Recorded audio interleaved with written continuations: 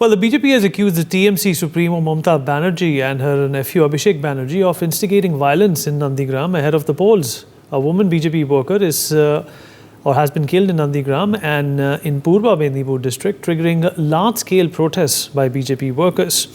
The local BJP supporters burned tires, blocked roads and shut down shops in Nandigram. Additional police and paramilitary forces were deployed in the area to disperse mobs that set ablaze some shops and houses during this protest.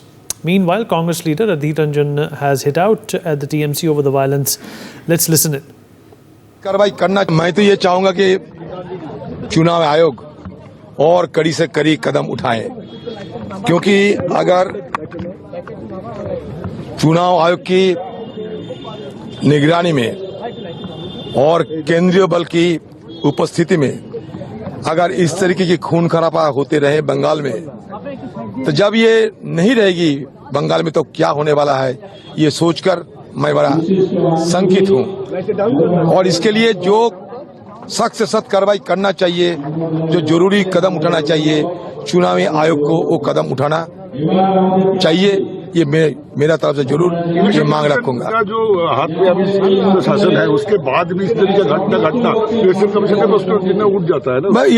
ये बंगाल में कानून की हालत ऐसा बुरी, कानून की हालत आज से नहीं कई सालों से, जिस दिन से सत्तारूढ़ पार्टी में तृणमूल शामिल हुई, काबिज में आए, बंगाल की सत्ता तृणमूल पार्टी के काबिज में आए, तब से ये लगातार जारी है।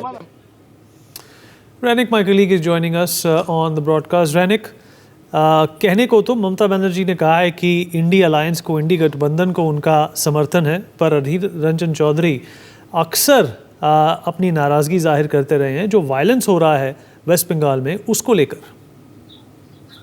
एकदम देखिए, एक तरफ ममता बनर्जी इंडी अलायंस को लेकर आशावादी है कि इलेक्शन के बाद वो इंडी अलायंस के साथ जोट बन के सरकार गठन करेगा दिल्ली में। दूसरी तरफ बार बार से पश्चिम बंगाल में दिखा जा रहा है कांग्रेस का अधीर रंजन चौधरी बार बार से ममता बनर्जी के खिलाफ बयान दे रहा है। और नंदीग्राम इशू में भी फिर से एक बार कांग्रेस की तरफ से जो बयान दिया गया है उसमें साफ है कि पश्चिम बंगाल में इंडी गठबंधन में टीएमसी के साथ कांग्रेस का कोई संपर्क भी नहीं है। और अधीर रंजन चौधरी की तरफ से जो कमेंट किया गया है उसमें से साफ है कि अधीर रंजन चौधरी और वेस्ट बंगाल का गवर्नमेंट, वेस्ट बंगाल कांग्रेस, इसके तरफ से वेस्ट बंगाल गवर्नमेंट और ममता बनर्जी को हिट किया जा रहा है। और नंदीग्राम इशू में फिर से एक बार लॉ एंड ऑर्डर सिचुएशन को लेकर अधीर रंजन चौधरी की तरफ से सवाल उठाया गया, क्योंकि नंदीग्राम में जिस तरीके का घटना घटा और कुछ ही समय बाद नंदीग्राम में चुनाव होने जा रहा है और ठीक उसके पहले जिस तरीके का घटना नंदीग्राम में सामने आया, एक आदमी का मौत हो चुका है,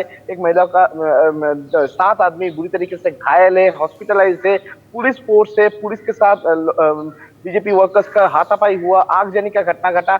ये पूरा मामले को देखते हुए जो लॉ एंड ऑर्डर सिचुएशन, वो लॉ एंड ऑर्डर सिचुएशन को लेकर फिर से एक बार सवाल कांग्रेस की तरफ से उठाया गया ममता बनर्जी का सरकार के खिलाफ और ममता बनर्जी के खिलाफ, क्योंकि ये जो पूरा घटना है, ये घटना के पीछे बार बार से बीजेपी की तरफ से दावा किया जा रहा है कि ये घटना जो घटा है इसके पीछे ममता बनर्जी और अभिषेक बनर्जी दोनों का जो बयान, वो बयान के कारण है। क्योंकि जिस दिन घटना घटा उसके ठीक अगले दिन ही अभिषेक बनर्जी की तरफ से उस जगह में पब्लिक मीटिंग किया गया था।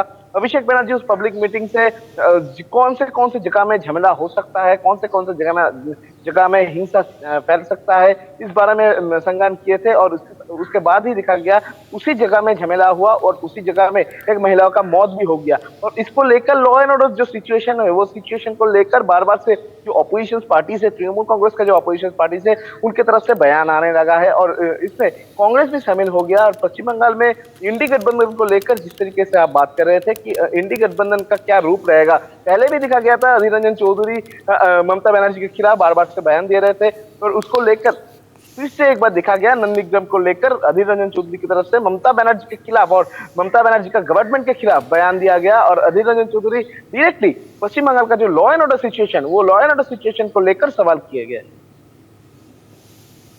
रैनिक, इस जानकारी के लिए आपका शुक्रिया। For more such videos, subscribe to the NewsX YouTube channel, hit the bell icon.